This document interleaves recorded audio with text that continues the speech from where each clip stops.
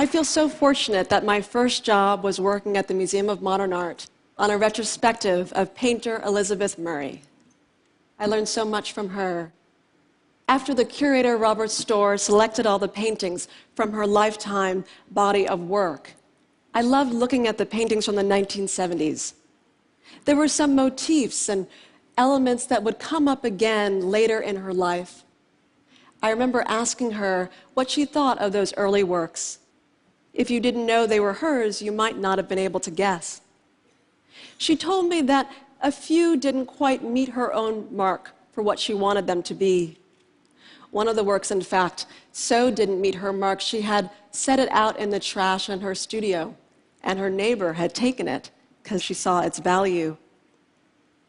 In that moment, my view of success and creativity changed. I realized that success is a moment, but what we're always celebrating is creativity and mastery. But this is the thing, what gets us to convert success into mastery? This is a question I've long asked myself. I think it comes when we start to value the gift of a near win. I started to understand this when I went on one cold May day to watch a set of varsity archers, all women as fate would have it, at the northern tip of Manhattan at Columbia's Baker Athletic Complex.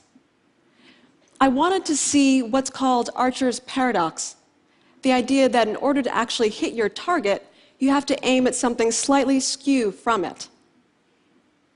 I stood and watched as the coach drove up these women in this gray van, and they exited with this kind of relaxed focus. One held a half-eaten ice cream cone in one hand and arrows in the left with yellow fletching, and they passed me and smiled, but they sized me up as they made their way to the turf and spoke to each other not with words, but with numbers, degrees, I thought, positions for how they might plan to hit their target. I stood behind one archer as her coach stood in between us to maybe assess who might need support, and watched her, and I didn't understand how even one was going to hit the 10 ring. The 10 ring from the standard 75-yard distance, it looks as small as a matchstick tip held out at arm's length. And this is while holding 50 pounds of draw weight on each shot.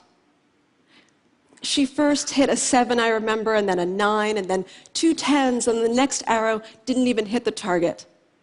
And I saw that gave her more tenacity, and she went after it again and again. For 3 hours, this went on.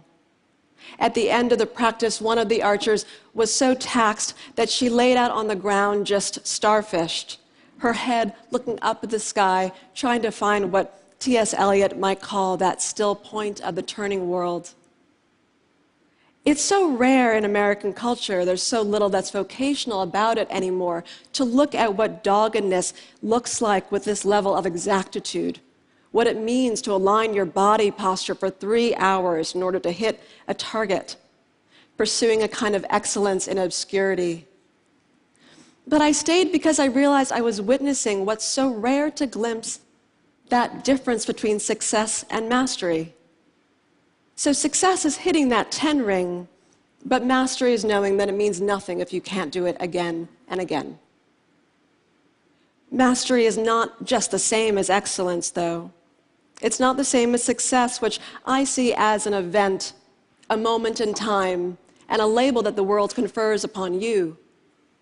Mastery is not a commitment to a goal, but to a constant pursuit. What gets us to do this, what gets us to forward thrust more, is to value the near win. How many times have we designated something a classic, a masterpiece even, while its creator considers it hopelessly unfinished, riddled with difficulties and flaws? In other words, a near win. Elizabeth Murray surprised me with her admission about her earlier paintings.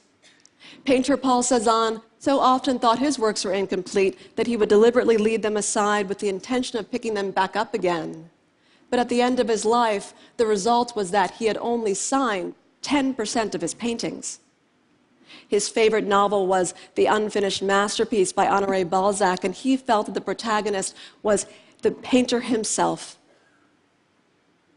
Franz Kafka saw in completion what others would find only works to praise, so much so that he wanted all of his diaries, manuscripts, letters, and even sketches burned upon his death. His friend refused to honor the request, and because of that, we now have all the works we now do by Kafka. America, The Trial, and The Castle, a work so incomplete it even stops mid-sentence. The pursuit of mastery, in other words, is an ever onward almost.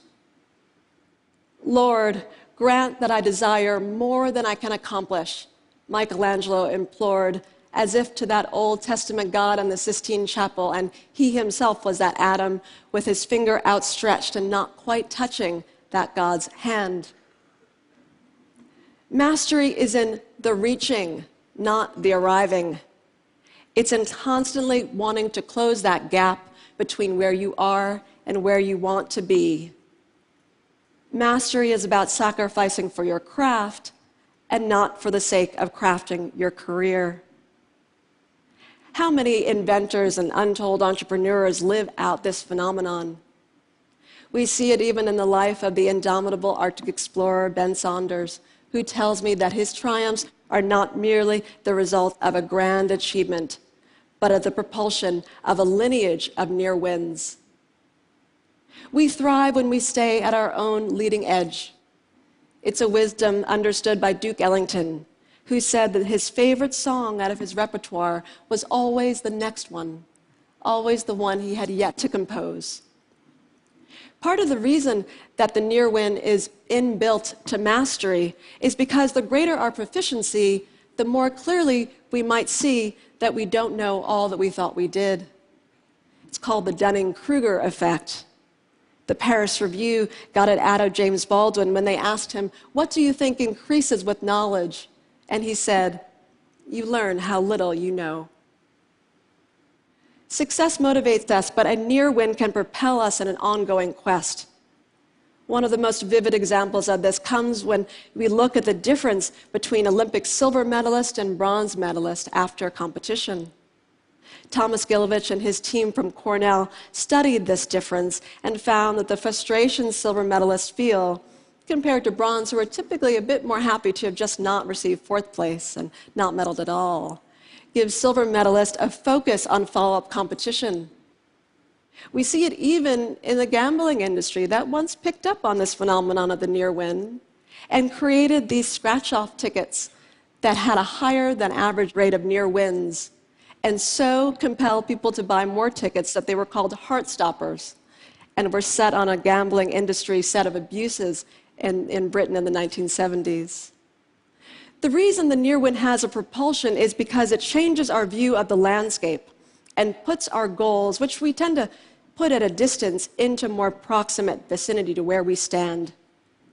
If I ask you to envision what a great day looks like next week, you might describe it in more general terms.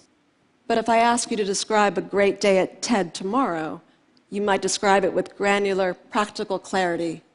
And this is what a near win does. It gets us to focus on what right now we plan to do to address that mountain in our sights. It's Jackie Joyner-Kersee who in 1984 missed taking the gold in the heptathlon by 1/3 of a second. And her husband predicted that would give her the tenacity she needed in follow-up competition. In 1988, she won the gold in the heptathlon and set a record of 7,291 points, a score that no athlete has come very close to since. We thrive not when we've done it all, but when we still have more to do. I stand here thinking and wondering about all the different ways that we might even manufacture a near win in this room, how your lives may play this out. Because I think on some gut level, we do know this. We know that we thrive when we stay at our own leading edge, and it's why the deliberate incomplete is inbuilt into creation myths. In Navajo culture, some craftsmen and women would deliberately put an imperfection in textiles and ceramics. It's what's called a spirit line, a deliberate flaw in the pattern to give the weaver or maker a way out, but also a reason to continue making work. Masters are not experts because they take a subject to its conceptual end. They're masters because they realize that there isn't one.